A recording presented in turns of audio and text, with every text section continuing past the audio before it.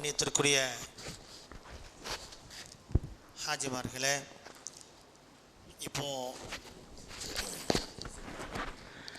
இந்த ஹஜ்ஜி பயணத்தில் நாம் செய்யவிருக்கிற முத்தாய்ப்பான 3 காரியங்களில் ஹஜ்ஜி, உம்ரா, ஜியாரா. இதில் இதுவரையிலும் நாம் பேசப்பட்ட விஷயங்கள் அந்த புனித தலங்களை பற்றிய ஒரு அறிமுகம், அதனுடைய மாண்பு, மகத்துவம், முக்கியத்துவம்.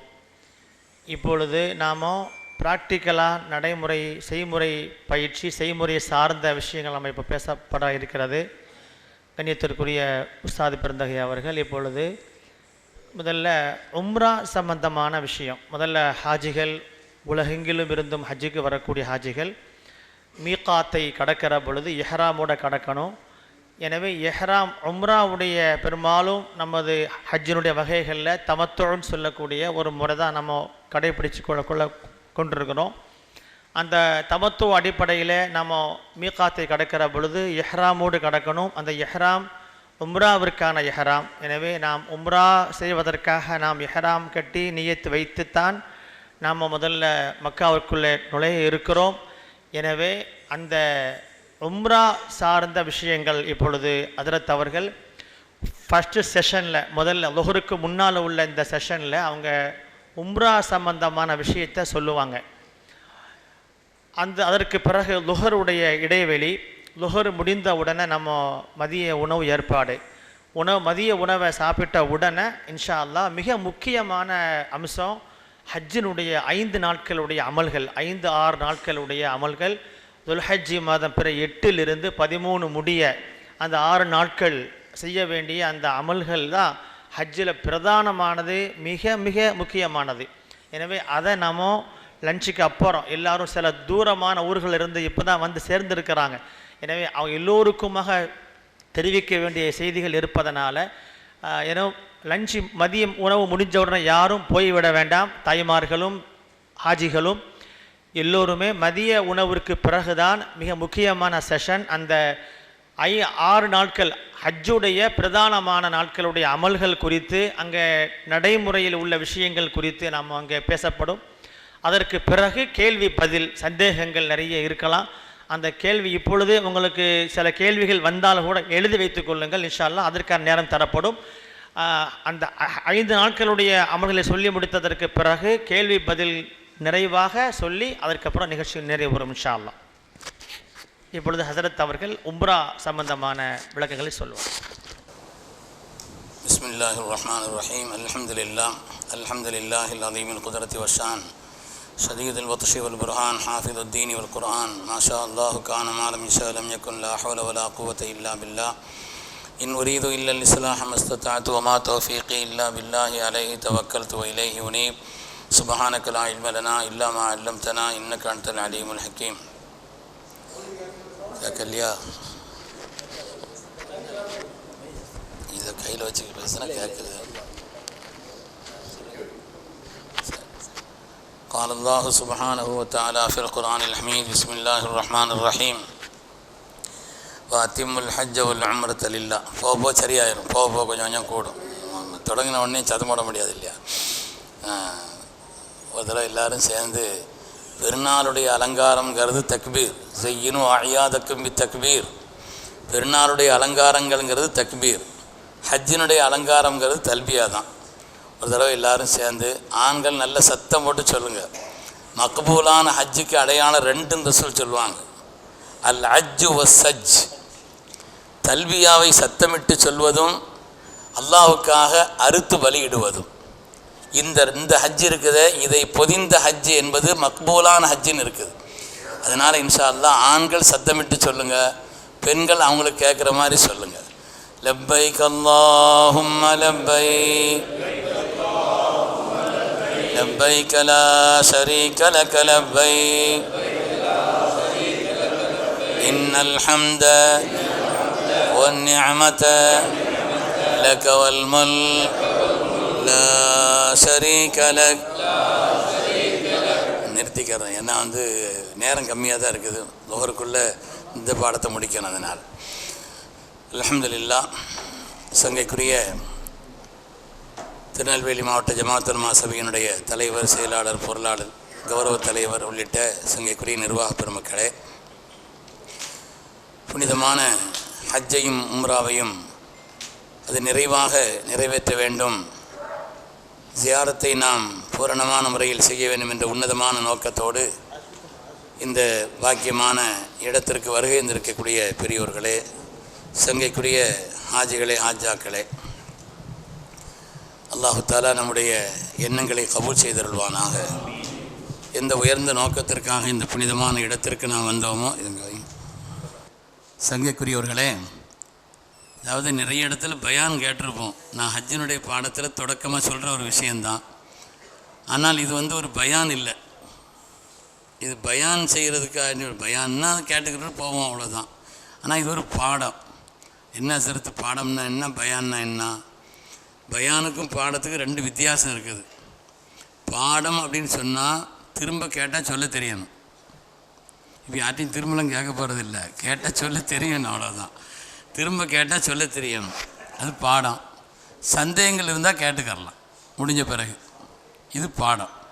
அதனால் இப்போ வேறு கவனங்களெல்லாம் இல்லாமல் முழு கவனத்தோடு சொல்லப்படுற விஷயத்தை நீங்கள் கேட்கணும். திரும்ப கேட்டால் நம்ம சொல்லணுங்கிற அளவுக்குள்ள கவனத்தோடு, அதில் உள்ள சந்தேகங்கள் வந்தால் நம்ம என்ன செய்ய நிவர்த்தி செய்யணுங்கிற ஒரு எண்ணத்தோடு தாங்க இன்ஷா அல்லாஹ் கவனிக்கணும். அது மாதிரி புனிதமான இடம் உலகத்தில் இதை விட பாக்கியமான ஒரு இடத்த ரப்பு வைக்கவே இல்லை. இதை விட பாக்கியமான ஒரு இடத்த துன்யாவில் ரப்பு வைக்கல. அவ்வளோ பாக்கியமான இடம். அந்த இடத்தினுடைய மகத்துவம் இருக்கிறதே, அல்லாஹுடைய அத்தாட்சிகள் நிரம்ப இருக்கக்கூடிய இடம். அல்லாஹுடைய அத்தாட்சிகள் எல்லாம் ஃபீஹி ஆயாத்தும் பையினாத், ரப்பினுடைய அத்தாட்சிகள். அதை பார்ப்பதற்கு அந்த கண்கள் வேண்டும், அந்த எண்ணம் வேண்டும். நம்முடைய உலமாக்கள் பேசுகிறவங்க எல்லாரும் சொன்னாங்க, நம்முடைய எண்ணங்களை பொறுத்து தான் நிச்சயமாக காரியங்கள். நாம் அந்த இடத்துக்கு போகும் பொழுது, யா அல்லாஹ், ஹஜ்ஜினுடைய கபூலியத்தை எனக்கு அங்கே நீ காமி ரப்பேன்னு கேட்கணும். நான் ஹஜ்ஜினுடைய கபூலியத்தை அங்கே நான் பார்க்க வேண்டும், அங்குள்ள அத்தாட்சிகளை நான் விளங்க வேண்டும். ஒவ்வொரு தடவையும் சாலிஹின்கள் எத்தனையோ பெரும் பெரும் நாதாக்கள் வருகிறார்கள், அவர்களை எல்லாம் தரிசிக்க வேண்டும், என்னுடைய துவாக்கள் கபூலாக வேண்டும்ங்கிற எண்ணத்தினுடைய விளைவு தான் ஹஜ்ஜு. எண்ணத்தினுடைய விளைவு தான். அதனால் முதல்ல ஒரு கவனமாக இதை கேட்பது, அது மாதிரி அந்த இடத்துல என்னென்ன செய்யணுங்கிறதெல்லாம் குறித்து வச்சுக்கிறணும். ஆமாம், அல்லாஹ் மீது முழுமையான தவக்குலோடு இந்த பயணம் இருக்கான். பொருளாதாரத்தை எடுத்துக்கிறணும் செலவுக்கு, அதெல்லாம் வேணும் தான். பணம் இருக்குது, நண்பர்கள் இருக்கிறாங்க, அவர் இருக்காங்க, மக்கால தெரிஞ்சவர் இருக்கிறாரு, எல்லாம் சரிதான். ஆனால் எல்லாத்தையும் விட மேலே ரப்பினுடைய பூரணமான உதவி எனக்கு கிடைக்குங்கிற ஒரு எண்ணத்தில் தான் அங்கே போகும். எல்லாத்தையும் விட மேலே என்னுடைய ரப்பினுடைய உதவியும் அவனுடைய பேரருளும் நிச்சயமாக நான் பெறுவேன் என்ற உயர்வான நிலை. இது எல்லாத்தையும் விட, இந்த எல்லா குவத்தை விட, இந்த எல்லா இது மீது உள்ள நம்பிக்கையை விட ரப்பின் மீது உள்ள நம்பிக்கை. எத்தனையோ சாதாரணமான ஆட்கள் பெரும் பெரும் பாக்கியத்தை பெற்றுட்டு வந்துடுறாங்க. இது வெறும் அனுபவத்தை கொண்டு கிடைக்கிறது அல்ல, அறிவு கொண்டு கிடைக்கிறது அல்ல, நம்முடைய திறமையை கொண்டு உண்டாகிறது அல்ல. எத்தனையோ திறமையானவர்கள் தோற்று போயிருக்கிறார்கள், எத்தனையோ அறிவாளிகள் அங்கே பலகீனமாக இருக்கிறார்கள், பலமுள்ளவர்கள் பலகீனமாக இருக்கிறார்கள். என் கூட ஒரு தடவை கல்லறியறதுக்காக வேண்டி ஒரு நண்பர், சின்ன வயது பிள்ளை, அவர் கூட வந்துக்கிட்டு இருந்தார். அவர் சொன்னார், இவ்வளோ வயசான பிறகு ஹஜ்ஜிக்கு வரணும், இவங்கெல்லாம் முந்தையே வந்தா என்ன, இப்போ என்ன செய்ய போகிறாங்க அப்படிங்கிற மாதிரி பேசிட்டு வந்தார். நான் சொன்னேன், அல்லாவுடைய விருந்தாளிகள், யாரையும் அப்படிலாம் நம்ம பேசிகிட்டு இருக்கக்கூடாது அப்படின்னு சொல்லிகிட்டு இருக்கும் பொழுது அவர் ஒரு மாதிரி மயங்கிட்டார். இப்படி பேசிகிட்டு இருக்கும் பொழுது அந்த கூட்டத்தில் நடந்து அங்கே போய்கிட்டு இருக்கோம், ஒரு மாதிரி மயங்கிட்டார். மயங்கினா நான் என்ன செய்கிறது? அவர் நல்ல துடிப்பான ஆள், இளைஞர், ஆள் மயங்கிட்டால் நான் என்ன செய்ய? ஒரு மாதிரியாக சரிகிறாருன்னா நாங்கள் ஒரு ஆள் ஒருக்கு நீக்கிறோம், ஆள் நல்ல ஹைட்டாக இருப்பாங்க இல்லையா, அவங்கெல்லாம் அவரை கூப்பிட்டு துன்யாவுடைய ஒரு பொது பாஷை இருக்குது இல்லையா, அந்த பொது பாஷையில் நான் சொன்னேன் அப்படின்னு சொன்ன உடனே அவர் என்னமோ துண்டு தூக்கி தோலில் போடுற மாதிரி அவரை தூக்கி தோலில் போட்டார். துண்டு தூக்கி தோலில் போடுற மாதிரி இவரை போட்டுட்டு இவர் கொஞ்ச நேரம் கழித்து தண்ணியை தெளித்து அதுக்கப்புறம் ஆள் தெளிஞ்சிட்டார். அவர் சொன்னார், நான் அல்லாவுடைய விருந்தாளிகளை குறை சொன்னதுனால நான் மௌத்து வந்துடுமோன்னு நினச்சேன் ஹஸரத், அல்லாஹ் என்னை காப்பாற்றிட்டான்னு சொன்னார். யாரையும் பார்த்து லேசாக நினைக்கக்கூடாது. கோலத்தால் வித்தியாசமாக இருப்பாங்க, பல நிலைகளில் இருப்பாங்க, பார்க்குறதுக்கு சாதாரணமாக இருப்பாங்க, எல்லாம் அல்லாஹ்வுடைய விருந்தாளிகள்ங்கிற உயர்வான கண்ணோட்டத்தோடு நம்ம பார்க்க வேண்டும். அந்த இடத்துக்கு போயிட்டு வந்த பிறகு ஒரே விமர்சனங்கள், அது இதெல்லாம் இங்கே செய்யக்கூடாது. நாம் எல்லாரையும் அல்லாஹ்வுடைய விருந்தாளிகள்ங்கிற கண்ணோட்டத்தோடு பார்த்தோம்னு சொன்னால் அதனுடைய பலன்கள் நாம் அங்கே பெற்றுக்கொள்ளலாம். இன்ஷா அல்லாஹ் ஹஜ்ஜு சம்மந்தப்பட்ட விஷயங்கள் வரும் பொழுது அதெல்லாம் சொல்லிக்கிறோம். இப்போ இந்த உம்ரா சம்மந்தப்பட்டது சொன்னாங்க. உம்ரா நிறைய பேருக்கு தெரிஞ்ச விஷயந்தான். நான் வரும் பொழுதே ஒரு ஆள் சொன்னேன், ஹஸ்ரத் எங்கே போனாலும் உம்ரா தான் பேசிக்கிட்டு இருக்காங்க, நீங்களாவது ஹஜ்ஜை பேசுங்கன்னு சொன்னாங்க. எங்கே போனாலும் முதல்ல என்ன செய்கிறாங்க, உம்ரா தான் சொல்லிக்கிட்டு இருக்கிறாங்க, அதனால் நீங்கள் ஹஜ்ஜை பற்றி சொல்லுங்கன்னு சொன்னாங்க. அதாவது திரும்ப திரும்ப கேட்டால் மனசில் பதியும், வேறு ஒன்றும் இல்லை. ரெண்டாவது ஒரு ஆள் சொல்கிற மாதிரி இருக்காது, இன்னொரு ஆள் சொல்கிறது கொஞ்சம் வித்தியாசமும் இருக்கும். அதனால கொஞ்சம் கவனமாக இன்ஷா அல்லாஹ் கவனிச்சுக்காங்க. உம்ராங்கிறது இருக்குது, அதனுடைய சட்டம் என்ன, உம்ராவுடைய பயன்பாடுகள் என்ன, அதனுடைய கிடைக்கக்கூடிய கூலி என்ன, அது தனி விஷயம். உம்ராங்கிறது 4 காரியங்கள். உம்ராவுடைய ருக்குன்கள் 4 ஃபரல். 4 செய்தாச்சுன்னா உம்ராங்கிறது முடிஞ்சு போச்சு. 4 காரியம்தான் உம்ராவுடைய அடிப்படை. இது நாமளாக விளங்கிக்கிறணும். ரெண்டாவது அங்கே என்னன்னு கேட்டால், ஒரு விஷயத்தை வழிகாட்டுறதுக்கு ஒரு ஆலிம்கள் சொல்லிட்டாங்களா, மாவட்ட ஜமாத்துலமா நடத்துது, உலமாக்கள் நடத்துகிறாங்க. நம்ம இவங்க சொல்கிறத குறித்து வச்சுட்டு இந்த காரியத்தை செய்யணும். ஆளாளுக்கு ஒன்று சொல்லுவாங்க. ஹஜ்ஜை பொறுத்தவரையில் ஆளாளுக்கு ஒன்று சொல்லுவாங்க. முஸ்தலிஃபாவில் தொழுது முடிச்சுட்டு கல்லை பொறுக்குங்கன்னு சொன்ன நேரத்தில் ஒரு அம்மா சொன்னாங்க, அதாவது நான் கல் ஊர்லேருந்தே கொண்டுட்டேன் சார்த்துன்னு சொன்னாங்க. ஊர்லேருந்து கொண்டது இல்லை, எப்படிங்க கொண்டதியா? இல்லை நாங்கள் கொஞ்சம் கல்லாக சின்ன சின்ன கல்லாக பொறுக்கி இங்கே உள்ள செய்தான் போய் எதுக்கு ஊரில் உள்ள செய்தானில் போகணும்னு சொல்லிச்சு. இது மாதிரி என்னத்தையாகன்னு சொல்லிக்கிட்டு ஒரு காரியத்தை செய்திடக்கூடாது. அது என்ன செய்யணுமோ அதை விளங்கி அந்த காரியத்தை செய்யணும். அது ரொம்ப முக்கியமானது. உம்ராங்கிறது 4 விஷயங்கள் சேர்ந்தாச்சுன்னா உம்ராங்கிறது முடிஞ்சு போச்சு. முதலாவது எஹ்ராம், 2வது தவாஃப், 3வது சஇ தொங்கோட்டம் ஓடுவது நடப்பது, 4வது தலைமுடி இறக்குவது குறைப்பது. ஆண்களாவது முகத்தை பார்த்து பேசிக்கிட்டு இருக்கிறோம், பெண்கள் கொஞ்சம் கூடுதலாக கவனமாக நீங்கள் கவனிக்கணும். பெண்கள் கொஞ்சம் கூடுதலான கவனமாக நீங்கள் கவனிக்கணும். சந்தேகங்கள் இருந்தால் கடைசியில் நீங்கள் எழுதி கேட்டுக்கோங்க, ஹஜ்ஜு உம்ரா சம்மந்தப்பட்ட எந்த சந்தேகங்கள் இருந்தாலும். அப்போ 4 விஷயங்கள் திரும்ப திரும்ப சொல்லும் பொழுது நினைக்கக்கூடாது. அது ஒரு தடவை சொல்லிட்டால 2வதுக்கு சொல்கிறா நினைக்கக்கூடாது. அது திரும்ப திரும்ப சொல்லும் பொழுது என்ன செய்யும், மனசில் பதியும். உம்ராங்கிறது மொத்தம் எத்தனை விஷயங்க, 4 விஷயங்கள். நீங்கள் சொல்லுங்கள், அசச்சத்தை போட்டு எதுக்கு நீங்கள் தான் உம்ராங்கிறது 4. முதலாவது எஹ்ராம், 2வது தவாஃப், 3வது சஇ, 4வது தலைமுடி இறக்கிறது, அதை குறைக்கிறது. இதுதான் உம்ரா. இந்த காரியத்தை செய்து முடிச்சிட்டோன்னு வைங்க, உம்ராவுடைய காரியங்கள் முடிச்சு போச்சு. இதில் முதல்ல எஹ்ராம். இந்த எஹ்ராம்ங்கிறது ஹஜ்ஜுக்கும் அடிப்படை, உம்ராவுக்கும் அடிப்படை. அதனால் ஹஜ்ஜிலையும் எஹ்ராம்ங்கிறது தேவை, ஹஜ்ஜிலையும் எஹ்ராம்ங்கிறது தேவை, உம்ராவிலையும் எஹ்ராம்ங்கிறது தேவைங்கிறதுனால இந்த எஹ்ராம் கொஞ்சம் கூடுதலாக நம்ம கவனிச்சுக்காங்க. எஹ்ராம் என்பது அது நியத்து செய்வதற்கு முன்னால் 5 விஷயங்களை பேணிக்கிறோம். எஹ்ராமை பொறுத்தவரையில் எஹ்ராம்ங்கிறது நியத்து செய்கிறது தான். துண்டை போட்ட உடனே நம்ம எஹ்ராம் அப்படி அணிஞ்சிட மாட்டோம். நியத்து எப்போ செய்கிறோமோ அப்போ தான். அந்த எஹ்ராம் நியத்து செய்வதற்கு முன்னால் 5 காரியங்களில் கவனம் செலுத்த வேண்டும். அந்த 5 காரியங்களை செய்கிறது அவசியமானது. முதலாவது, நகங்கள் இருந்தால் வெட்டி கொள்ள வேண்டும். நேற்று நகை வெட்டினோம், இன்றைக்கி போய் என்ன செய்ய வேண்டியதில்லை, கையை புண்ணாக்கிற வேண்டியதில்லை. நகங்கள் இருந்தால் நகத்தை வெட்டி கொள்ள வேண்டும். களையப்பட வேண்டிய முடிகளை களைந்து கொள்ள வேண்டும். 2வது, களையப்பட மார்க்க விஷயங்களை சொல்லும் பொழுது வெட்கப்படக்கூடாது. களையப்பட வேண்டிய விஷயங்கள், உதாரணம் மூக்கினுடைய உள்முடி இருக்குது, அதெல்லாம் களைஞ்சிக்கிறோம். சில பேர் நினச்சாங்க எஹ்ராமில் எடுத்துக்கிட்டு அப்படி மூக்குள்ளே கை விட்டுக்கிட்டே பிடிங்கிட்டு இருப்பா. அதனால் மூக்கினுடைய உள்முடி, கம்கட்டினுடைய முடி, அடிமுடி, களையப்பட வேண்டிய முடிகளை களைந்து கொள்வது 2வது. 3வது, சுன்னத்தான ஒரு குழி, எஹ்ராமினுடைய சுன்னத்தான குழி நியத்து வச்சு குளிக்கும். தொடக்குள்ள பெண்களாக இருந்தாலும் குளிக்கலாம். குளிக்கிற காரணத்தினால தொடக்கெல்லாம் போயிடாது. ஆனாலும் கூட இந்த எஹ்ராமினுடைய சுன்னத்தான குளிங்கிற சவாபம் அவங்களுக்கு கிடைச்சிடும். அதனால் தொடக்குள்ள பெண்களாக இருந்தாலும் கூட அவங்களும் குளித்து கொள்ள வேண்டும். 3வது. 4வது, உடலில் நறுமணங்களை பூசிக்கொள்வது. நல்ல வாசனை உள்ள திரவியங்களை ஆண்கள் பூசிக்கொள்வதும், கொஞ்சம் வாசனை குறைவான ஒரு நிலையிலே உள்ளதை பெண்கள் பூசிக்கொள்வதும் நல்லது. திரவியங்களை, வாசனைகளை பூசிக்கொள்வது என்பது ஒரு சுன்னத்தான காரியம். அது மாதிரி எஹ்ராமுக்கு முன்னால் 2 ரக்காத் தொழுது கொள்வது. 2 ரக்காத் தொழுது கொள்வது. இந்த ட்ரெஸ்ஸை போட்டுட்டு தொழணுங்கிறது இல்லை. ட்ரெஸ்ஸை போட்டுட்டும் தொழலாம், போடுறதுக்கு முன்னாலேயும் தொழலாம். எப்போ நம்ம எஹ்ராமில் ஆகிறோம் என்று சொன்னால், நீயத்தை எப்போ வைக்கிறோமோ, நீயத்தை எப்போ வைக்கிறோமோ அப்போ தான் நம்ம எஹ்ராமில் ஆகிவிட்டோம்னு அர்த்தம். இப்போ நீயத்து செய்கிறோம், நம்ம இந்த 5 விஷயத்தை முதல்ல முடிச்சிட்டோம். காலையிலே குளிக்கலாமா ஹஸ்ரத்? குளிக்கலாம். காலையிலே குளிக்கலாமா? குளிக்கலாம். அந்த நேரத்தில் தான் குளிச்சு ஆகணுங்கிறது இல்லை, கொஞ்சம் முந்தைய அந்த நீயத்தோடு குளிச்சிட்டோம். நம்ம எஹ்ராமுக்கு முன்னால் வந்து நகை வெட்டணும், நேற்று நகை வெட்டிட்டோம், சரி பரவாயில்லை, முடி களையப்பட வேண்டிய முடி கொஞ்சம் முந்தி பிரிந்து இருந்தால் அதெல்லாம் ஒன்றும் இல்லை, அதெல்லாம் அந்த காரியங்களை முடிச்சுக்கணும். அதுக்கு பிறகு நம்ம நீயத்து வைக்கணும்.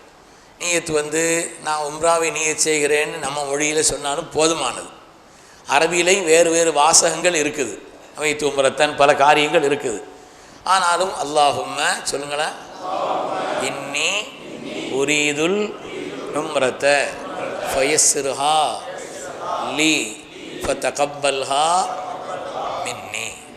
யா அல்லாஹ், உன்னுடைய பொருத்தத்தை நாடி உம்ராவை நியத்து செய்கிறேன், இதை எனக்கு லேசாக்குவாயாக, கபூல் செய்வாயாக அப்படின்னு சொல்லிட்டு ஒரு 3 தடவை தல்பியா ஒரு சலவாத்து ஓதிட்டோம்னு சொன்னால் நம்ம எஹ்ராமில் ஆகிவிட்டோம். எஹ்ராமில் ஆகிவிட்டோம். இப்போ உம்ராவுக்கு எஹ்ராமுக்கு முன்னால் 5 விஷயம் செய்தோம். எஹ்ராமில் ஆகிவிட்ட பிறகு சட்டங்கள் வந்துடும். எஹ்ராமில் ஆகிவிட்ட பிறகு ரப்பினுடைய அனுமதி இல்லாமல் ஒரு முடியை கூட எடுக்க முடியாது, ஒரு முடியை கூட எடுக்க முடியாது, கட்டுப்பாடுகள் வந்துடும். எஹ்ராமில் ஆகிவிட்டால் 8 விஷயங்கள் ஹராம் ஆகிடும். எப்போ நீயத்து வச்சிட்டோமோ எஹ்ராமில் வந்துட்டோமோ, இது உம்ராவுடைய எஹ்ராமாக இருந்தாலும் சரி, ஹஜ்ஜினுடைய எஹ்ராமாக இருந்தாலும் சரி, எஹ்ராமில் ஆகிவிட்டால் ஒரு 8 காரியங்கள் நமக்கு ஹராம் ஆகிடும். அந்த விஷயத்தில் கவனத்தை வச்சுக்கிறோம். ஏன்னா நம்ம வந்து மற்ற நேரங்களில் அந்த ஹராமில் பழக்கம் இல்லை, அதனால் கொஞ்சம் கவனமாக அதில் வச்சுக்கிறோம். முதல் விஷயம், ஆண்களை பொறுத்தவரையிலே தையலுள்ள எந்த ஆடையும் அணியக்கூடாது. தையலுள்ள எந்த ஆடையும், ஜட்டி போடுவோம், தையலுள்ள எந்த ஆடையும் அணியக்கூடாது. சில பேருக்கு நிர்பந்தமாக வந்து அவங்க ஜட்டி போடுற மாதிரி ஏதாவது ஒன்று கெட்டித்தான் ஆகணும்னா அதை லங்கோடு மாதிரி என்ன செய்யலாம், அவங்க கெட்டிக்கிறலாம். தையல் இல்லாத அந்த துணியை அவங்க கெட்டி என்ன செய்யலாம், மேலே ஏதாவது பெல்ட்டு கிட்டு போட்டுருந்தா அதில் சொல்லி வைக்கிறலாம், கயிறு காரண கயிறு கட்டியிருந்தாங்கன்னா அதில் சொல்லி வைக்கிறலாம். முதலாவது, தையலுள்ள எந்த ஆடையும், இது ஆண்களுக்கு தான் இந்த சட்டம், தையலுள்ள எந்த ஆடையும் ஆண்கள் அணிந்து விடக்கூடாது. சரி, வாட்சில் தையல் இருக்குது சார், போடலாமா? போடலாம்.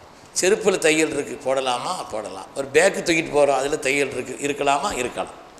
தையலுள்ள ஆடைகளை அணியக்கூடாது, முதல் விஷயம். இரண்டாவது, தலையை மறைக்கக்கூடாது, இதுவும் ஆண்களுக்கு தான் சட்டம். தொப்பியை கொண்டோ தலைப்பாகை கொண்டோ வேறு ஏதும் பொருள்களை கொண்டோ தலையை முழுசாக மறைக்கக்கூடாது. கொடை பிடிச்சிட்டு போகிறாங்க, அந்த கொடை சமயத்தில் என்ன செய்கிறாங்கங்கன்னு மாட்டின மாதிரி எதாவது மாட்டி வச்சுருக்குறாங்க, அப்படி மாட்டலாமா? மாட்டிக்கிறலாம்.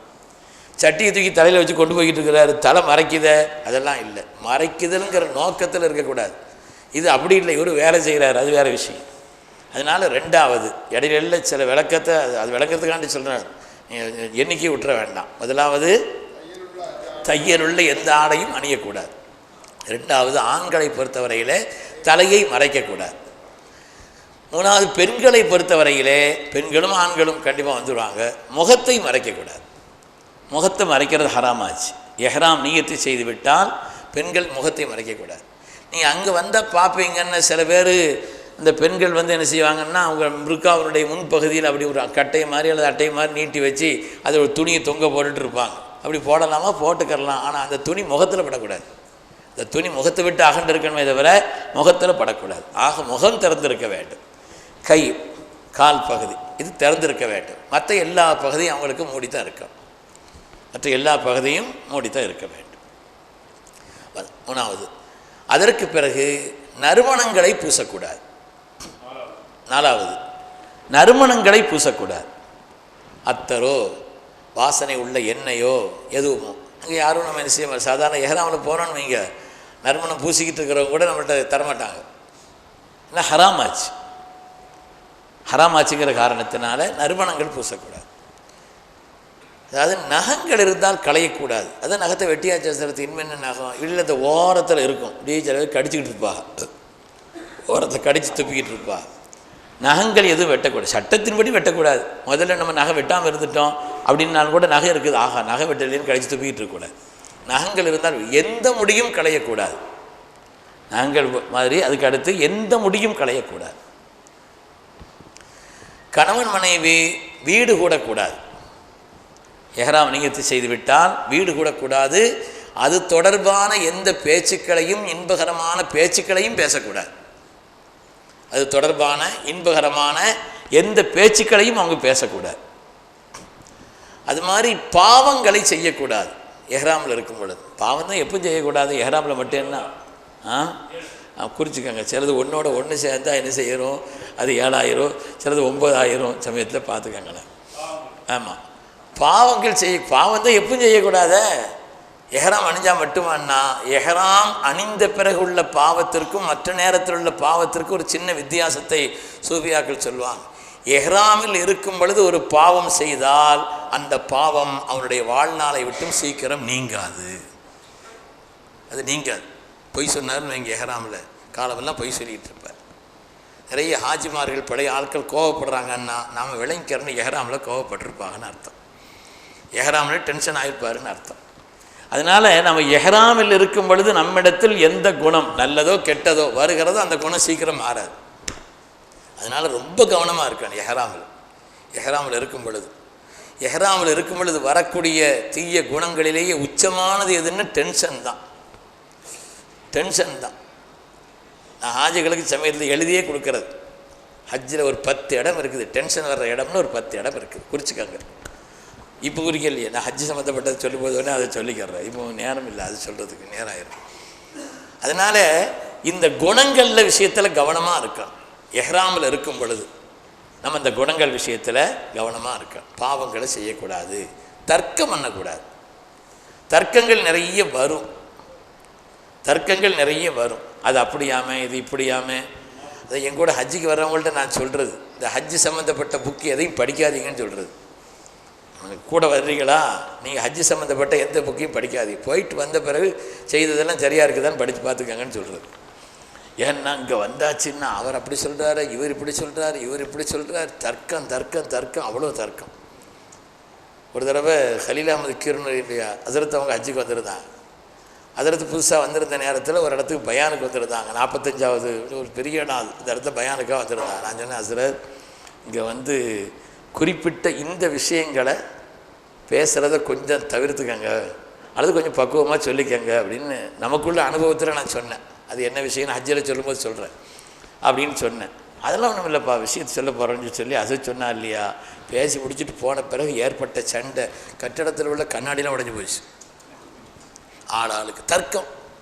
ஏன்னா இவர் ஒன்று விளங்கி வச்சிருக்கிறார், அவர் ஒன்று விளங்கி வச்சிருக்கிறார். இவர் எங்கே ஹஸரத் இப்படி சொன்னா இருக்கிறார், இவர் எங்கே ஹஸரத் இப்படி சொன்னா இருக்கிறார். நமக்கு தெரிஞ்சதை செய்துட்டு போயிட்டே இருக்கணுமே தவிர யாரையும் போய் சண்டை பிடிச்சி வற்புறுத்தி தர்க்கம் பண்ணி இப்படித்தான் செய்தாகணுங்கிற விஷயத்தையெல்லாம் இல்லை. அவங்க செய்கிறது சரின்னு நினைப்பாங்க.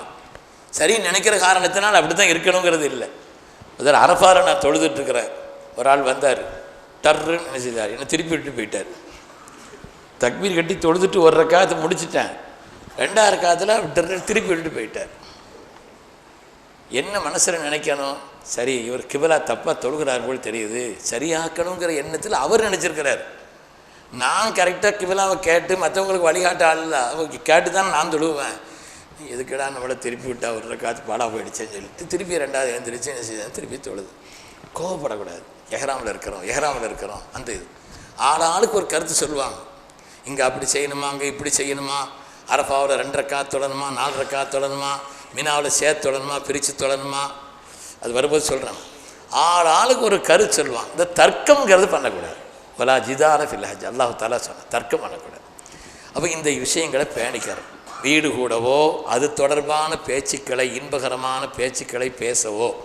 ஹஸரத்தே ஒரு தடவை என்கிட்ட சொன்னாங்க, ஒய்ஃபும் ஹஜ்ஜுக்கு வந்திருந்தாலாம், ரொம்ப கஷ்டப்பட்டு நானும் எவ்வளவோ முண்டி பார்த்தேங்க, அந்த ஹஜ்ருல் அஸ்வதை எப்படியாவது தொட்டுறலாம் முத்திரலாம்னு சொல்லிட்டு முடியலைங்க சொன்னாங்க. அசத் சொன்னாலும் அதுவும் கருப்பாக தான் இருக்குது, நானும் கருப்பாக தான் இருக்கிறேன் அப்படின்னு சொல்லிட்டா அசத்து.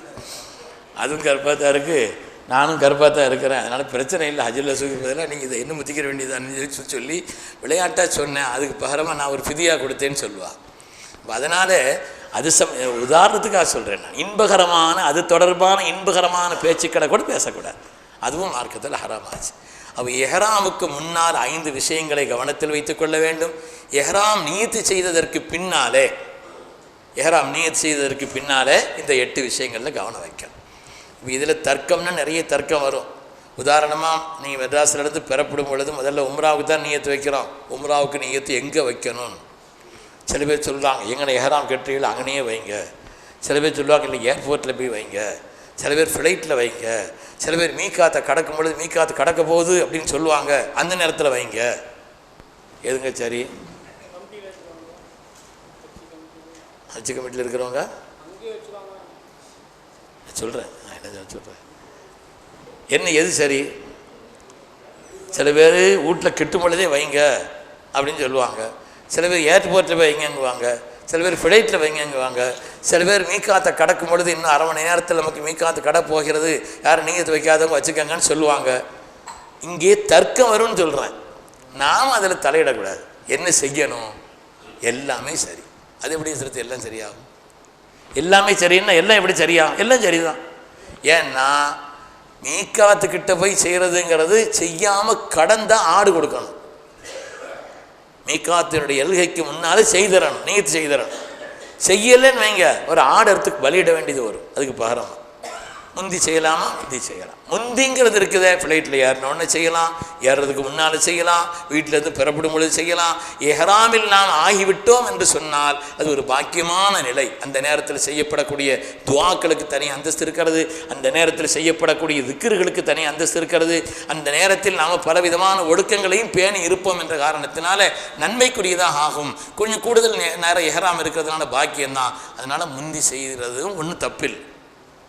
சில பேர் ஃப்ளைட்டில் இருக்கும்போது தொப்பியை போட்டு உட்காந்துருப்பாங்க. ஏன்னா அவர் எஹ்ராம் செய்யலையாம், நீயத்து வைக்கலையாம், எல்லாத்துக்கும் காட்டுறதுக்காண்டி என்ன செய்யார், தொப்பியை போட்டு உட்காந்துருப்பார். அவர்கிட்ட போய் நம்ம என்னங்க தொப்பி போட்டு இந்த பேச்சு பேசக்கூடாது, என்னவோ செய்துட்டு போகிறாங்க. நாம் ஒவ்வொரு ஆள்கிட்டையும் போய் எல்லாத்தையும் செய்ய வைக்கிறது அப்படிங்கிறது நம்ம சொல்ல தெரியாட்டே சொல்லணும். தர்க்கம் பண்ணுறவங்கள்ட்ட போய் பேச வேண்டிய அவசியமே இல்லை. அல்லாஹ் நமக்கு அந்த கட்டளையை சொல்லலை. தர்க்கம் பண்ணுற ஆள்கிட்ட போய் இல்லை நீ சத்தியத்தை நிரூபித்து ஆகணும் அப்படிங்கிற கட்டம்லாம் நமக்கு ஒன்றும் இல்லை. அதனால் நாம் அந்த விஷயத்தை விளங்கிக்கிறோம். வீட்டிலேருந்து பெறப்படும் பொழுது என்னையை செய்துக்கரலாம், ஃப்ளைட்டில் உட்கார்ந்த உடனே செய்யலாம், ஃப்ளைட் போயிட்டுருக்கும் பொழுதும் செய்யலாம், மீக்காத்துக்கிட்ட உங்களுக்கு அறிவிப்பு செய்கிறாங்க அப்பவும் செய்யலாம். ஆனால் முந்தி செய்யாமல் அந்த நேரத்தில் தூங்கிட்டீங்க, கவனம் இல்லாமல் இருந்துட்டீங்கன்னு வைங்க, ஒரு ஆட்டை அறுத்து கொடுக்க வேண்டியது வரும். அதனால் நீயத்து செய்கிற விஷயத்துலையும் தர்க்கம்லாம் பண்ண வேண்டியதில்லை. நீயத்து செய்துட்டோம், அல்ஹம்துலில்லாஹ் எஹ்ராமில் ஆகிட்டோம், தனி ஒரு ஈடுபாடு, தனி ஒரு கவனம், தனி இஹ்லாஸ், தனியான ஒரு அதில் ஒரு உற்சாகம் அதில் இருக்கணும் நமக்கு. அல்ஹம்துலில்லாஹ் அங்கேருந்து அல்லாஹ்வுடைய கருணையினால் நம்ம போய் ஜித்தா ஏர்போர்ட்டில் இறங்கின பிறகு அங்கேருந்து கூட்டு போவாங்க. ஹஜ்ஜு சம்மந்தமாக சொல்லும் பொழுது கொஞ்சம் விரிவாக நான் அதை சொல்கிறேன். அங்கேருந்து அதுக்கு பிறகு நம்மளை கூட்டு போவாங்க. கூட்டு போய் மக்காவில் போய் அல்லது நம்ம எங்கே தங்கியிருக்கிறோமோ அந்த இடத்துல கொண்டு போய் இருந்த பிறகு அங்கேருந்து என்ன செய்வாங்க, திருப்பி நாம் மக்காவுக்காக வேண்டி தவாஃபுக்காண்டி வரணும். இது உம்ராவுடைய ரெண்டாவது காரியம். உம்ராவுடைய ரெண்டாவது காரியம் தவாஃப் அப்படிங்கிறது. தவாஃபுக்காண்டி மக்காவுக்கு வந்தோம் அப்படின்னு சொன்னால் ஹரமுக்கு வந்த உடனே முதல்ல உள்ள காலடி எடுத்து வைக்கும் பொழுது எல்லா பள்ளிகள்லையும் உள்ளே போகும் பொழுது பிஸ்மில்லாஹி வல்ஹம்துலில்லாஹி வஸ்ஸலாத்து வஸ்ஸலாமு அலா ரசூலில்லாஹி ஸல்லல்லாஹு அலைஹி வஸல்லம்னு அல்லாஹ்வுடைய திருநாமத்தை சொல்லி சல்லாசமி சலவாத்து சொல்லி அல்லாஹ்வுடைய அருளை கேட்டுட்டு பள்ளிக்குள்ளே போகிற மாதிரி நமக்கு வலது காலம் எடுத்து வச்சு உள்ளே போகும்.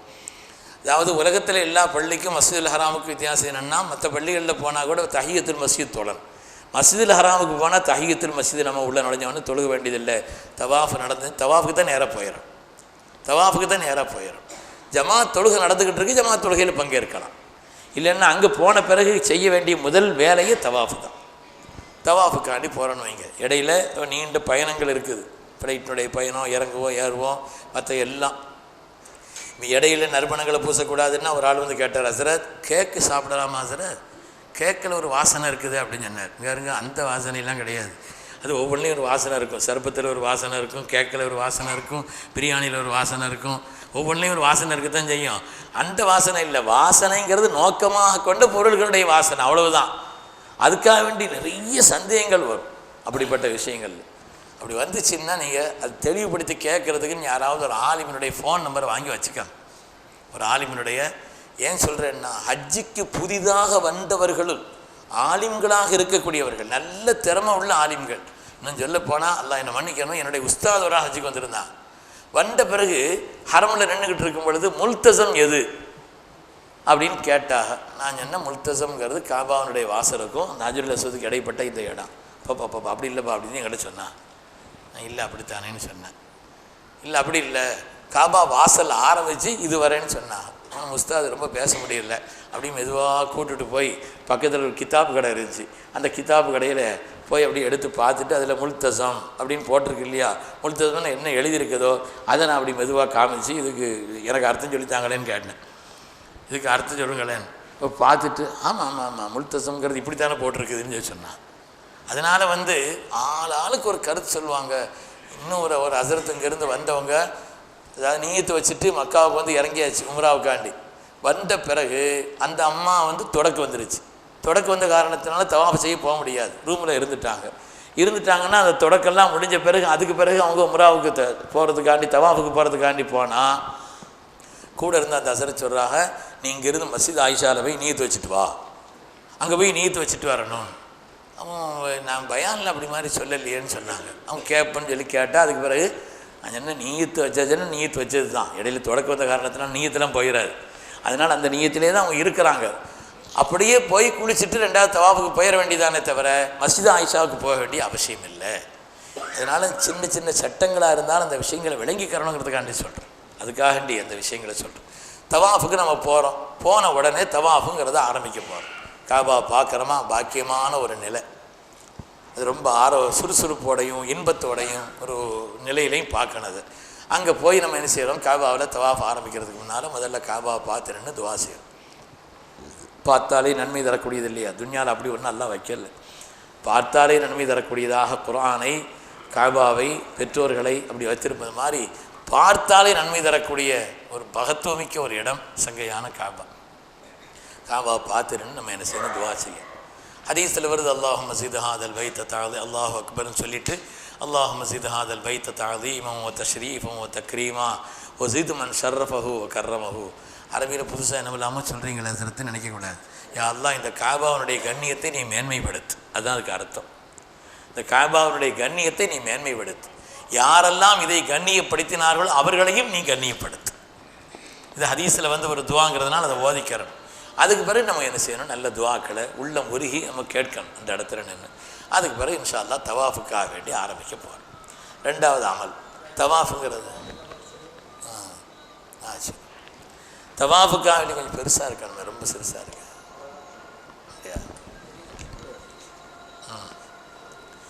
தவாஃபுக்கு ஆரம்பிக்கிறதுக்கு முன்னால் ஆண்களை பொறுத்தவரையிலே அவங்களுடைய எஹ்ராம் துணியை அவங்க என்ன செய்யணும்னா வலது தோல் புஜம் வெளியிலே தெரிவது மாதிரி அவங்க ஆக்கி போட்டுக்கிறான்.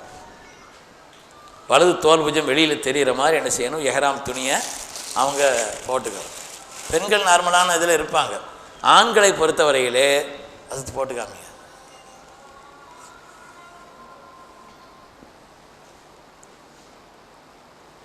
உங்களுக்கு இந்த வலதுகை இந்த எஹ்ராம் கூட எப்படி நான் உடுத்து காமிக்கிறேன் ஒரு தடவை கடைசியில். நான் சொல்கிற மாதிரி உடுத்திங்கன்னு வைங்க, ரெண்டு பிரயோஜனம் இருக்குது. ஒன்று என்னன்னு சொன்னால் சீக்கிரம் அவராது, ரெண்டாவது தொடையெல்லாம் வெளியில் தெரியாது, நல்லா காலை அகட்டி நடந்தால். அது எப்படின்னு சொல்கிறேன் தெரியல. இந்த வலது தோல் புஜம் வெளியில் தெரிகிற மாதிரி இருக்கணும். இப்படி போட்டுக்கிறதுக்கு பேர் இல்திபான்னு பேர்.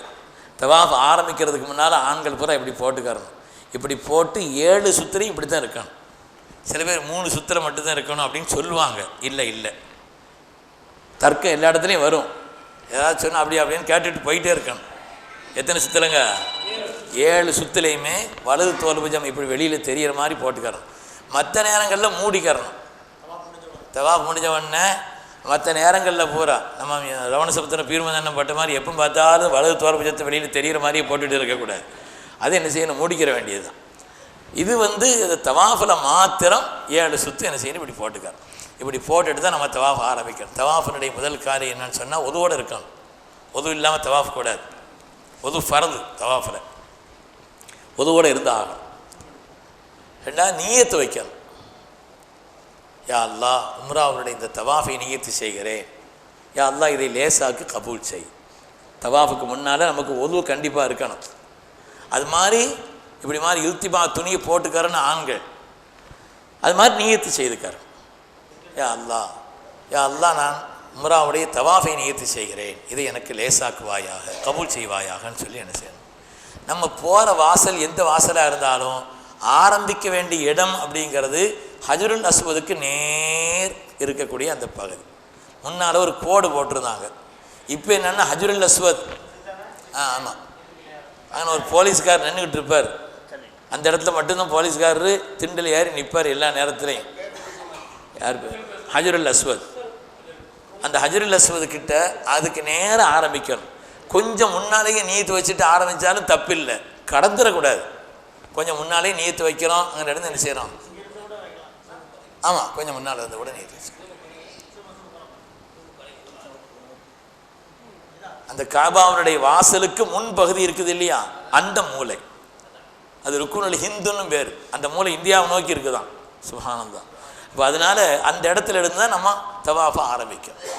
நீயத்து செய்துக்கிறோம், யா அல்லாஹ் உம்ராவுடைய தவாஃபை நான் நியத்து செய்கிறேன், இதை லேசாக்குவாயா கபூல் செய்வாயான்னு சொல்லிட்டு அங்கேருந்து நம்ம ஆரம்பிக்கணும்.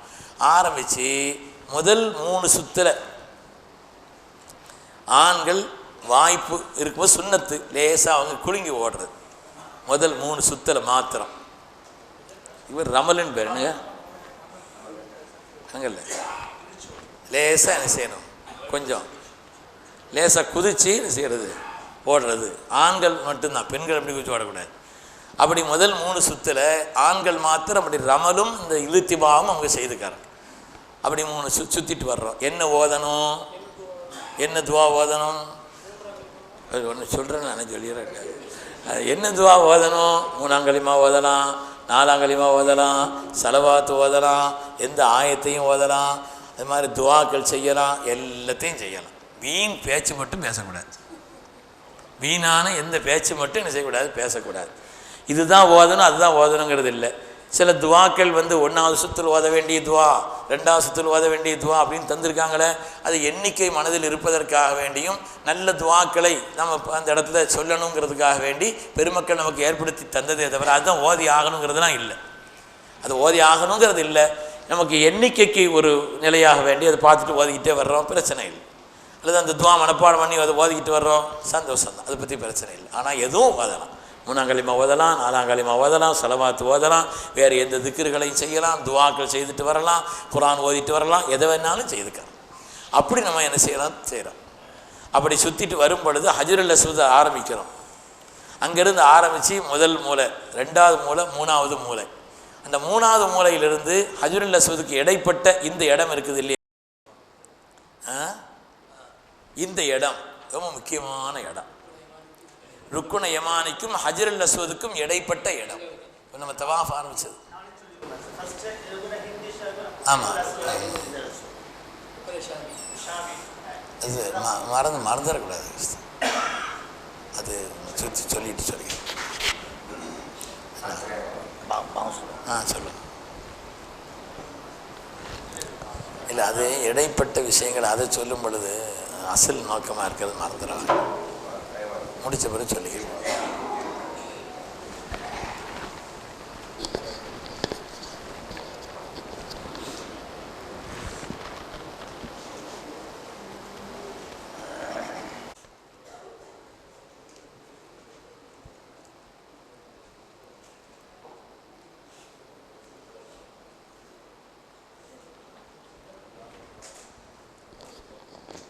இது வேணா மாட்டி சொல்லுங்களேன்.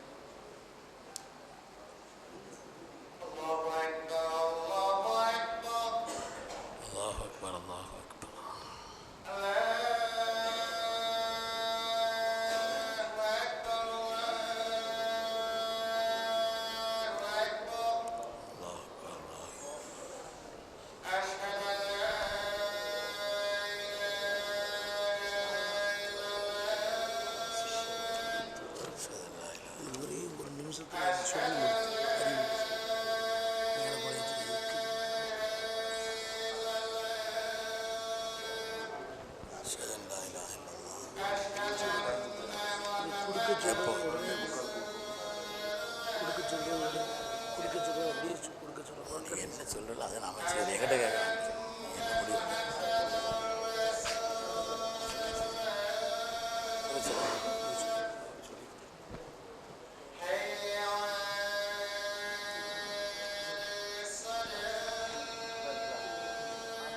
حي على الصلاة لا حول ولا قوة إلا بالله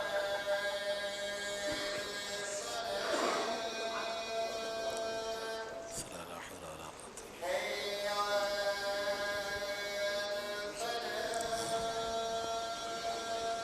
إن شاء الله كان ما لم يسأل لم يكن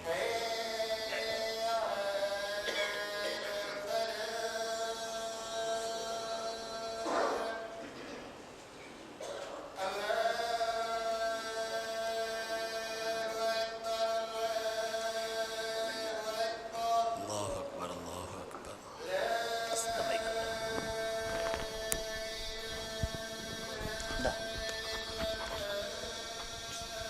لا إله إلا الله எத்தனை மணிக்கு ஒரு உதவி செய்ய மட்டும் கேப் போடணும். சொல்கிறீங்களா அப்போ முடிச்சு சரி சரி 50. அஸ்ஸலாமு அலைக்கும் வரஹ்மத்துல்லாஹி வபரகாத்துஹு.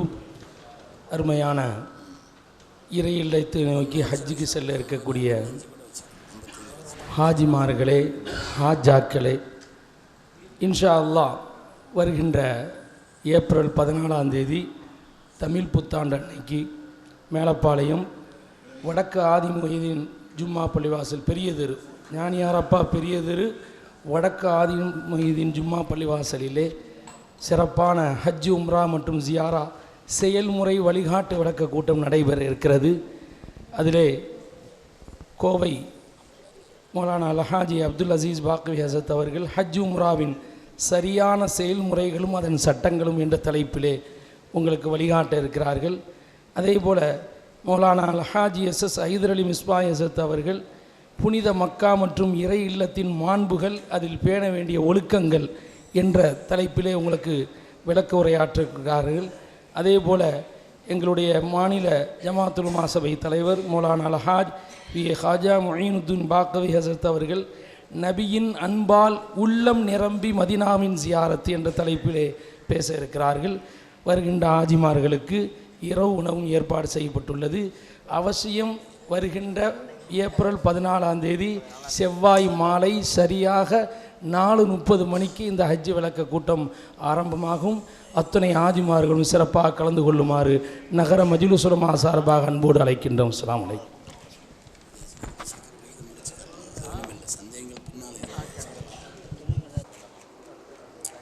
அதனால் அப்படி ஹஜ்ருல் அஸ்வதிலிருந்து ஆரம்பித்து நாம் ஒரு 7 சுத்துக்கள் எண்ணிக்கைக்காக வேண்டி என்ன செய்யணும், கையில் சுற்றும் பொழுது சந்தேகம் வருது, இவர் 7 தாங்கிறாரு, இவர் 6 தாங்கிறாரு, இல்லை ஹஸ்ரத் 6 தான், இல்லை 7 தான், தர்க்கம் பண்ணிகிட்டு இருக்க வேண்டியதில்லை. எது குறைஞ்சதோ அதை எடுத்துக்கிற வேண்டியது தான்.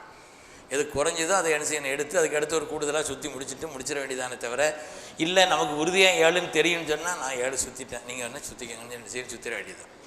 அந்த ஹஜ் தவாஃப் செய்கிற நேரத்தில் இந்த திக்ருகள், துஆக்கள், ஸலவாத்து, திலாவத்து இது மாதிரி உள்ளதில் இருக்கலாமே தவிர பேச மட்டும் கூடாது. என்ன தவாஃபுங்கிறது தொழுகை மாதிரி, தொழுகை. இப்போ ஏதாவது வார்த்தை பேசினா தவாஃப் முறிஞ்சிருமா? தவாஃப் முடியாது. ஆனால் அல்லாஹுடைய ரஹ்மத்தில் ஒரு மனிதர் மூழ்குவதற்கும் அதில் காலை வைக்கிறதுக்கு எப்படி வித்தியாசமோ அது மாதிரி ஒரு வித்தியாசம்னு பெருமக்கள் அதை ஹதீஸ் அடிப்படையாக வச்சு ஒரு விளக்கம் சொல்லுவாங்க. அல்லாஹுடைய ரஹ்மத்தில் நம்ம முங்குற மாதிரி பேசாமல் என்ன செய்யிட்டோம். அங்கே தான் தெரிஞ்ச ஆட்கள் வருவாங்க, மாப்பிள்ள உங்களை தான் பார்த்துட்டே இருந்தேன் வாங்க அப்படின்னு கட்டி பிடிச்சிட்டு அதுக்கு பேர் என்ன செய்யறது, எப்படி இருக்கிறா ஊரில் எப்படி இருக்கு, ஊர் செய்ய தெரியாதான்னு அதை ஆரம்பிச்சிடக்கூடாது. சரி, மேலே கை போட்டுட்டு சுப்ஹானல்லாஹி வல்ஹம்துலில்லாஹி வலா இலாஹ இல்லல்லாஹ் கூப்பிட்டுட்டு போயிட வேண்டியது தான். அவ்வளோதான். அப்படி இருக்கணுமே தவிர அங்கே வீண் பேச்சுக்கள் எதுவும் பேசக்கூடாது. அல்லது இஷாரா செய்துக்கிறோம் அப்படின்னு செய்ய 3 தவாஃப் 3 சுத்தம் முடிஞ்சிருக்கு அப்படின்னு சொல்லணும். ஒரு தவாஃப்னு சொன்னாலே 7 சுற்றி 2 ரக்காத்து தொழுகிறதுக்கு பேர் தவாஃப். தவாஃப்னு சொல்லுவாங்களே, தவாஃப்னு சொன்னாலே ஹஜ்ருல் அஸ்வதில் ஆரம்பித்து திருப்பி ஹஜ்ருல் அஸ்வதில் வந்து 7 தடவை சுற்றி முடிக்கிறோம். இதில் 3 அப்படி சுற்றி வர்றோம். அந்த 3 ருக்குன்கள்லையும் சுற்றி வந்துட்டுருக்குறோன்னு வைங்க. அந்த ருக்குனை யமானிக்கு இடையில் அப்படி கையை உயர்த்துறது, ருக்குனை யமானிக்கு இடையில் கையை உயர்த்திக்கிறது. அதுக்கு அடுத்து அந்த ருக்குனை யமானிக்கும் ஹஜ்ருல் அஸ்வதுக்கும் இடைப்பட்ட அந்த இடம் இருக்கிறது ரொம்ப முக்கியமான இடம். அந்த இடம் இருக்குதே, அந்த இடத்துல தான் பெரும்பாலும் இமாம்கள் இன்றைக்கி நின்று தொழு வைக்கிறாங்க. ஏன் அங்கே தொழு வைக்கிறாங்க அப்படின்னு சொன்னால், அதுதான் கஅபாவை முன்னோக்குகிறது, அது மதீனாவை முன்னோக்குகிறது, பைத்துல் முகத்தஸையும் முன்னோக்குகிறது. 3 முன்னோக்குதலும் அங்கே இருக்குது. முன்னாலெல்லாம் நீங்கள் பழைய ஆட்கள்லாம் பார்த்தீங்கன்னா பெரிய ஆட்களெல்லாம் 10-20 வருஷத்துக்கு முன்னாடிலாம் பார்த்தா பெரிய ஆட்கள் பூரா அங்கே வந்து தான் தஹஜ்ஜுத் நேரத்தில் இருப்பாங்க. அந்த இடம் அவ்வளோ முக்கியமான இடமா என்ன செய்வாங்க, இருந்து அந்த இடத்துல துவா செய்வாங்க. வாய்ப்பு கிடைக்கும் பொழுது நம்ம முந்தியே இப்போ என்ன செய்யணும், இமாமத்து செய்ய வேண்டிய வேலை பின்னால் இருந்தால் இமாம் தொழு வைக்கிறாருங்கிறதுனால முந்தைய அந்த இடத்த காலி பண்ணுறாங்க, கொஞ்சம் சீக்கிரமே காலி பண்ணுறாங்க. பகல் நேரங்களில் கொஞ்சம் ஓய்வாக இருக்கிற அந்த நேரங்களில் எல்லாம் என்ன செய்யணும், அந்த இடத்துல உட்காந்து தொழுகிறதோ மற்ற காரியங்களை பார்த்துக்கிறோம். ஆக அப்படி ஒரு 7 சுற்றி வந்துட்டோன்னு வைங்க, இது எதுவும் காமிக்கணும் முடிச்சு பார்த்துக்கலாம். சரி அப்போ 7 சுற்றி முடிச்சுட்டு அதில் வந்து நீங்கள் அதுக்கு பிறகு நீங்கள் மக்காம் இப்ராஹிமுக்கு நேராக 2 ரக்காத் தொழுவதுன்னு போட்டிருக்கும். மக்காம் இப்ராஹிமுக்கு பின்னால் போய் நீங்கள் தக்பீர் கட்டினீங்கன்னு வைங்க, அவன் போலீஸ் வந்து பிடிச்சிட்டு எல்லா தூக்கின்னு சுற்றிட்டு போய் நம்மளை அப்படி திருப்பி விட்டு போயிடுவான். 2 ரக்காத்துக்கு எழுந்திரிச்சாலும் சரி நம்ம கோவம் தான் வருமே தவிர ஒன்றும் செய்ய முடியாது. அதனால் ஹஜ்ஜில் நான் மக்காம் இப்ராஹிமுக்கு பின்னால் கரெக்டாக போய் தவாஃப் செய்கிற இடத்துல எல்லாருக்கும் இடைஞ்சல அப்படிலாம் நிற்கக்கூடாது. கொஞ்சம் பின்னால் தள்ளி போய், மக்காம் இப்ராஹிம் பின்னாலும் தானே, அதனால் பின்னால் தள்ளி போய் என்ன செய்யலாம், தொழலாம். இல்லை அவ்வளோ நெருக்கடியாக இருக்குது அப்படின்னு சொன்னால் ஹரமில் எங்கே வேணாலும் தொழுதுக்கிறோம். தவாஃபினுடைய தொழுகை, அந்த தவாஃபினுடைய தொழுகை இமாம் இல்லாதவங்க வாஜிபுன்னு சொல்லுவாங்க, இமாம் ஷாஃபி ரஹ்மத்துல்லாஹி அலைஹி சுன்னத்துன்னு சொல்லுவாங்க. தவாஃபினுடைய 2 ரக்காத்தை அல்லாஹ்வுக்காக தொழுகிறேன்னு சொல்லிட்டு தொழுது முடிச்சிட்டோன்னா தவாஃப் முடிஞ்சு போச்சு. இந்த இடையில நிறைய விஷயங்கள் சொல்ல வேண்டியது இருக்குது, நேரத்தை அனுசரித்து நான் முடிக்கிறேன். பின்னால் ஹஜ்ஜு சம்மந்தப்பட்ட விஷயம் வரும் பொழுது அதையும் இன்ஷால்லாஹ் சொல்லிக்கிறோம். ஹஜ்ருல் அஸ்வதை முத்தமிடுறது இருக்குது இல்லையா, ஹஜ்ருல் அஸ்வதை வந்து ஒவ்வொரு தவாஃபிலையும் எங்களை சுற்றி ஒவ்வொரு சுற்றிலையும் சுற்றிட்டு வரும் பொழுது ஹஜ்ருல் அஸ்வதை முன்னோக்கி, ஹஜ்ருல் அஸ்வதை குறிப்பாக பெண்களை நான் சொல்கிறேன், ரொம்ப கலந்து முண்ட வேண்டாம். ஆயிஷா நாயகி ரலியல்லாஹு அன்ஹா அவங்களிடத்தில் பணி செய்த ஒரு பெண்மணி வந்து சொன்னாங்க, நான் இன்னைக்கு ஹஜ்ருல் அஸ்வதை முத்திட்டேன்னு சொன்னாங்க. வச்சிருன்னு சொன்ன உடனே ஆயிஷா நாயகி சொன்னாங்களா, லா ஆஜரக்கில்லா, அல்லாஹ் அவனுக்கு கூலி தராமல் ஆக்கட்டும்னாங்க. சந்தோஷம்ல படணும், அல்லாஹ் அவனுக்கு கூலி தராமல் ஆக்கட்டும். அங்கே இவ்வளோ முண்டிக்கிட்டு கிடக்கிற இடத்துல போய் நீ முண்டி போய் அதுக்கு பிறகு முடித்திட்டு வரணுங்கிறது அவசியமா? நாம் வந்து ஹஜ்ருல் அஸ்வதை முன்னோக்கி பிஸ்மில்லாஹி அல்லாஹு அக்பர் என்று கையை உயர்த்தி தொட்டு வாயில் வச்சுட்டாலே முத்தின சவாபு கிடைக்கும்னு நமக்கு சொல்லப்பட்டிருக்குது. ஒரு வாய்ப்பு இருக்குது, பக்கத்தில் போனால் முத்துறதுக்கான சூழல் இருக்குது, கொஞ்சம் சின்ன அனுசரித்து செய்துக்கலாங்கிற மாதிரி இருந்துச்சுன்னா செய்யலாமே தவிர அதுக்காக வேண்டி செய்து தான் ஆகணும். இன்றைக்கி நான் முத்திட்டேன் போஸ்ட் போட்டு விட்டுறது, இன்றைக்கி ஹஜ்ருல் அஸ்வதை நான் முத்தி விட்டேன், இவர் என்ன செய்ய எல்லாத்துக்கும் மெசேஜ் போட்டு விட்டு அது என்ன தேவை அப்படின்னு. ஹஜ்ருல் அஸ்வதை முத்துறதுக்கான பாக்கியம் கிடைக்கிறது பெரும் பாக்கியம்தான். ஏன்னு சொன்னால் ஹஜ்ருல் அஸ்வதுங்கிறது ஒரு கல் அல்ல, அது சாதாரணமான ஒரு கல் மாத்திரமல்ல, பாவங்களை உறிஞ்சக்கூடிய கல். அதற்கு கண்கள் இருக்கிறது, நாவு இருக்கிறது, அது பேசும் கியாமத்தினுடைய நாளில் என்றெல்லாம் கண்மணி ரசூலுல்லாஹ் சொல்லியிருக்கிறார்.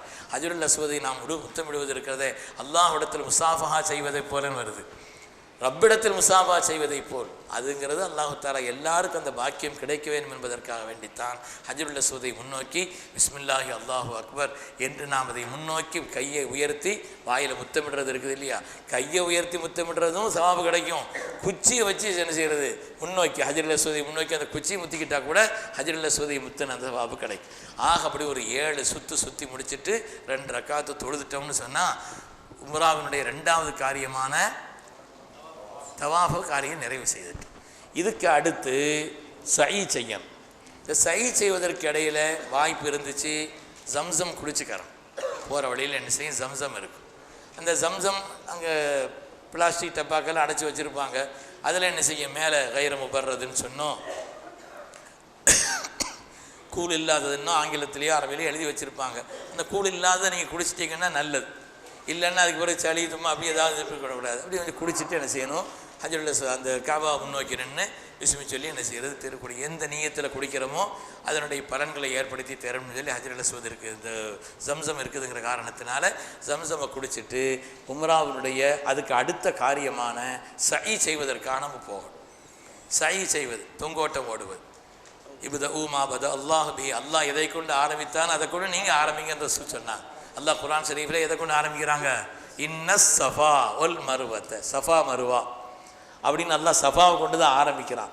அதனால் சயி செய்வதற்கு முன்னால் அங்கிருந்து நியத்து செய்துக்கிறேன், உம்ராவினுடைய சயை நியத்து செய்கிறேன், யா அல்லாஹ் இதை லேசாக்குவாயா கபூல் செய்வாயா அப்படின்னு நினச்சேன். தவாஃபில் வந்து ஒதுங்கிறது ஃபரல், சயில ஒதுங்கிறது ஃபரல் இல்லை. அதுக்காண்டி ஒது இல்லாமல் இருக்கணும்னு அவசியம் இல்லை, ஒதுவோட இருக்கணும். முடிகிற நேரத்தில் ஏதாவது ஒது முடிஞ்ச மாதிரி இருந்துச்சுன்னா அது முடிச்சுக்கிட்டாலும் ஒன்றும் அது குற்றமாக ஆகாது. அதை சஃபா அந்த சையை ஆரம்பிக்கிறதுக்கு முன்னால் இன்ன சஃபா வல் மருவத்த மின் ஷஆயிரில்லா இந்த ஆயத்து தெரிஞ்சுன்னா அது தண்ணி தானே. சஃபாவில் இருந்து ஆரம்பிக்கணும். சையினுடைய தொடக்கம்ங்கிறது சஃபாவில் ஆரம்பித்து மருவாவுக்கு போயிட்டா ஒன்று. இங்கேருந்து மருவா போய் எல்லோரும் போவாங்க, அந்த இடத்துல போய் அப்படி ரவுண்டில் திரும்பி வருவாங்க. அதனால் இங்கேருந்து அங்கே போயாச்சுன்னா 1, அங்கேருந்து இங்கே வந்தால் 2, திருப்பி இங்கேருந்து அங்கே போகும்பொழுது 3. ஆக 1வது ஆரம்பிக்கிறது சஃபாவில், 7வது முடிகிறது எங்கே முடியுங்க? மருவாவில் முடியும். இதுக்கு இடையில் சாதாரணமாக ஓடணும்னு அங்கே ஓடிக்கிட்டு இருக்கக்கூடாது. சாதாரணமாக நடந்தால் போதும். போகின்ற நேரத்தில் ஒரு பச்சை கலர் கொண்ட மேலையும் அங்கே உள்ள கட்டைகள்லையும் பச்சை அடையாளம் கொண்டது இருக்கும். இருக்குதா?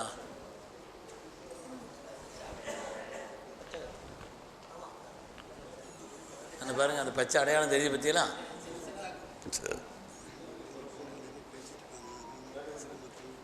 சரி, பெண்கள் அவங்களே பயான் செய்துட்டு இருக்கிறாங்கன்னு சொல்கிறாங்க. மற்ற இந்த பயான் கேட்க மாட்டேங்குது, அவங்களே பேசிகிட்டு இருக்கிறதுனால.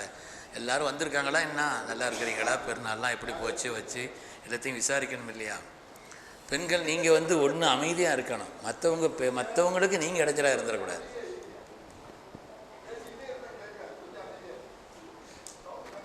ஹைர். அதனால் இந்த சஃபா மருவாவுக்கு இடையில் தொங்கோட்ட ஓடுறது உம்ராவினுடைய 3வது ஃபர்து. ருக்குன்களில் இது ஒரு ருக்குன். இங்கேருந்து ஆரம்பித்து 1, இங்கேருந்து ஆரம்பிக்க அங்கே போயாச்சுன்னா 1, திருப்பி அங்கேருந்து இங்கே வந்தால் 2, ஆக 7. மறுவாலமே முடிக்கும் பொழுது 7 வந்துடும். இதில் இந்த இடையில மயிலையில் உள்ள அஹ்லரைன்னு சொல்லப்படக்கூடிய அந்த பச்சை அடையாளம் உள்ள அந்த இடத்துல மாத்திரம் ஆண்கள் குலுங்கி கொஞ்சம் ஓடணும். ஹாஜரா அம்மா குலுங்கி ஓடினாங்க. அந்த இடத்துல போகும்பொழுது வரும்போது அந்த இடத்துல பிள்ளையை படுக்க வச்சுட்டு தண்ணி வந்துருச்சான்னு பார்த்துட்டு அங்கே என்னன்னு பார்த்துட்டு போனாங்க இல்லையா? குலுங்கி ஓடினாங்க. அல்லாஹு தாலா தியாகத் செம்மல் அவங்களுடைய நிலையை அல்லாஹு தாலா கபூல் செய்யும் பொருட்டு உலகத்தினுடைய எல்லா ஹாஜிகளையும் எல்லாம் ஓட வச்சுருக்கேன். பொம்பளைகள்லாம் சேர்த்து ஹாஜராம்மா ஓடிட்டாங்க. நீங்கள் ஓட வேண்டியதில்லை. பெண்களுக்கெல்லாம் சேர்த்து ஹாஜராம்மா போயிட்டதை சரியாயிடுச்சு. அதனால் ஆண்கள் எல்லாரும் அந்த இடத்துல மாத்திரம் கொஞ்சம் என்ன செய்யணும்? கொஞ்சம் நடந்து கொஞ்சம் வேகமாக நடந்து போகும். இங்கே என்ன ஓதணும்? 4 கலிமா பெரும்பாலும் ஓதணும். வேறு என்ன அங்கே சொன்ன மாதிரி தான் துவாக்கள் ஓதலாம், கிராத் ஓதலாம், சுப்ஹானல்லாஹ் ஓதலாம், 4 கலிமா ஓதலாம், ஸலவாத் ஓதலாம். மற்ற எல்லாத்தையும் அந்த ஒரு இடத்துல மாத்திரம் ரப்பியஃபிர் வரஹம் வஅஃபு வதகர்ரம் வதஜாவஸ் அம்மா தஅலம் இன்னக அன்தல்லாஹுல் அஸீஸுல் அக்ரம். அது மனப்பாடம் இல்லை, அதனால் ஒன்றும் குற்றம் இல்லை. அதனால் எந்த குறைகளும் வரப்போகிறதில்லை. இருந்தாலும் அந்த துவாக்கள் தெரிஞ்சிச்சுன்னா அங்கே என்ன செய்யணும்? சாதாரணமாக நடந்து தான் போகிறோங்கிறதுனால பார்த்து நம்ம ஓதிக்கிட்டே போகலாம்.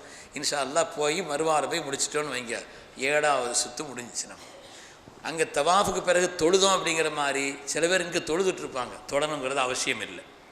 அந்த தொழுகைங்கிறது அவசியம் இல்லை. தவாஃபுனால 7 சுற்று சுற்றிட்டு 2 ரக்காத் தொழுகணும். ஆனால் சை செய்து முடித்த பிறகு என்ன வேண்டியதில்லை, தொழணும் அப்படிங்கிற ஒரு அவசியம் இல்லை. இதில் நிறைய சுன்னத்துகள் மற்ற காரியங்கள்லாம் அதில் சொல்லணும். நீங்கள் சை 7வது போய் முடிச்சிட்டிங்கன்னு வைங்க, 3வது காரியம் முடிஞ்சிச்சு. 4வது தலைமுடி இறக்குவது குறைப்பது உம்ராவுடைய 4வது காரியம். இந்த ஆண்களை பொறுத்தவரையில் தலைமுடியை ஃபுல்லாக இறக்குறது நல்லது. தலைமுடி என்ன செய்யணும்? முழுசா. ஏன்னா ஸல்லல்லாஹு அலைஹி வஸல்லம் அவங்களுக்காக 3 தடவை துவா செய்திருக்கிறாங்க. அல்லாஹ் அவங்களுடைய பாவத்தை மன்னிக்கிறேன். இல்லை ஹஜ்ஜிக்கு வேணுமா இல்லையா சார், அதுக்காண்டி தான் கொஞ்சம் வளர்த்து வச்சுருக்கிறேன். அப்படிலாம் வேண்டியதில்லை. அது ஹஜ்ஜிக்கு தானாக வளர்ந்தால் எப்படி செய்யணுமோ அப்படி செய்யணும். இல்லைன்னா நீங்கள் என்ன செய்ய வேண்டியதான், அந்த பிளேடை வச்சு லேசாக வலிச்சுக்கிட்டாலே அந்த காரியம் முடிஞ்சு போச்சு. அதனால் ஹஜ்ஜுக்காண்டி முடிய தயார்படுத்த வேண்டிய அவசியம் அப்படிங்கிறதெல்லாம் இல்லை. உம்ரா முடிச்சவனும் பெண்களை பொறுத்தவரையில் முடி அவங்க எடுக்கிறத அங்கேயே எல்லா துணியையும் தூக்கிக்கிட்டு எல்லாத்தையும் நீக்கிக்கிட்டு உங்கள்கிட்ட கத்திரி இருக்கா எங்கிட்ட கத்திரி இருக்கான்னு கேட்டு அங்கே வச்சு வெட்டக்கூடாது. அது அதபடி. அவங்க அங்கேருந்து வந்துடுங்க. உங்கள் ரூமில் நீங்கள் என்ன செய்யணும்? ஒதுங்கிட்டு அதுக்கு பிறகு இடது கையில் சின்ன விரலில் ஒரு 3 முடியை மாத்திரை லேசாக சுற்றிட்டு ஒரு ஓரத்தை வெட்டி விட்டுட்டா போதுமான. இந்த முடி தலைமுடி இறக்கிட்டோம் அல்லது குறைச்சிட்டோம்னா உம்ராவினுடைய 4வது காரியம், உம்ராவினுடைய காரியம் பூரா முடிஞ்சிச்சு. இப்போ அதுக்கு பிறகு குளிக்கணும்னு அவசியம்னா ஒன்றுமே இல்லை. முந்தி குளிக்கிறது தான் சுன்னத்தை தவிர பின்னால் குளிக்கிறது என்ன இல்லை, அது குளிச்சு தான் ஆகணுங்கிறதுலாம் கிடையாது. இல்லை முடி வெட்டி இறக்கிருக்கிறோம் அதுக்காண்டி குளிக்கணும்னா குளிச்சுக்கோங்க, அது வேறு விஷயம். குளிக்கணுமான்னா மார்க்க ரீதியாக குளிக்கிறது அப்படிங்கிறது இதில் ஒன்றும் கிடையாது. ஆக இந்த 4 காரியங்களை செய்வதை கொண்டு உம்ராவுடைய காரியங்கள் என்பது நிறைவு பெறும். அதில் கவனத்தை வச்சுக்கிறேன். இந்த துவாக்கள் இதெல்லாம் வந்து எவ்வளோ மனப்பாடம் பண்ண முடியுமோ அவ்வளோ மனப்பாடம் பண்ணிக்கிறணும். 3ஆம் கலிமா 4ஆம் கலிமா குறிப்பாக வச்சுக்கிறணும். இதில் உம்ராவை பொறுத்தவரையில் இஹ்ராமினுடைய தொடக்கம் எப்பொழுது, தல்பியா எப்பொழுது தொடக்கம், தல்பியா எப்பொழுது முடிவு, அது கவனத்தை வச்சுக்கிறேன். தல்பியாங்கிறது இஹ்ராம் நீயத்து செய்ததிலிருந்து தல்பியா ஆரம்பம். தல்பியா முடிவுங்கிறது காபாவை பார்த்தோன்னா தல்பியா முடிஞ்சிடும். தவாஃபு செய்கிறதுக்கு முன்னால் காபாவை பார்க்குறோம் இல்லையா, அந்த காபாவை பார்த்த உடனே தல்பியா முடிஞ்சிருச்சு. அதுக்கு பிறகு தல்பியா சொல்லக்கூடாது. அதுக்கு பிறகு தவாஃபு சஇ மற்ற காரியங்களை செய்யணுமே தவிர தல்பியாங்கிறது அங்கே இல்லை. அதனால் தல்பியாங்கிறது அங்கே முடிஞ்சு போச்சு. இன்ஷா அல்லாஹ் ஞாபகம் வச்சுக்கிறணும். இந்த உம்ரா சம்மந்தப்பட்ட விஷயங்களில் ஏதாவது ரொம்ப முக்கியமான ஏதாவது இருந்தால் இன்ஷா அல்லாஹ் கேட்டுக்காங்க. ஹஜ்ஜு சம்மந்தப்பட்ட மற்ற விஷயங்கள், பயணம் சம்மந்தப்பட்ட இதர விஷயங்கள், அதெல்லாம் இன்ஷா அல்லாஹ் அப்புறம் நம்ம சொல்லிக்கிறோம். அல்ஹம்துலில்லாஹ். இப்போது லுஹர் மற்றும் மதிய உணவுக்கான இடைவெளி நிகழ்ச்சி முடியலை. ஹாஜிமாக்களும் சரி ஹாஜிகளும் சரி நிகழ்ச்சி முடியலை. மிக முத்தாய்ப்பான ஹஜ்ஜினுடைய பயணம். உம்ராவாவது பல பேர் பல தடவை உம்ரா முடிச்சிருப்பீங்க. அதனால் தெரிஞ்ச விஷயங்களாக இருக்கலாம். புதுமையானதும் மிக மிக முக்கியமான விஷயமாகவும் இருக்கக்கூடிய ஹஜ்ஜினுடைய 5 நாட்களுடைய அமல் இன்ஷா அல்லாஹ் மதிய உணவிற்கு பிறகுதான் அது சொல்லப்பட இருக்கிறது. எனவே அனைவரும் ஒருவர் கூட சென்று விடாமல் முழுமையாக இருந்து இந்த நிகழ்ச்சியிலே கலந்து பங்கு பெற்று பயன்பெறுமாறு அன்போடு வேண்டுகிறோம்.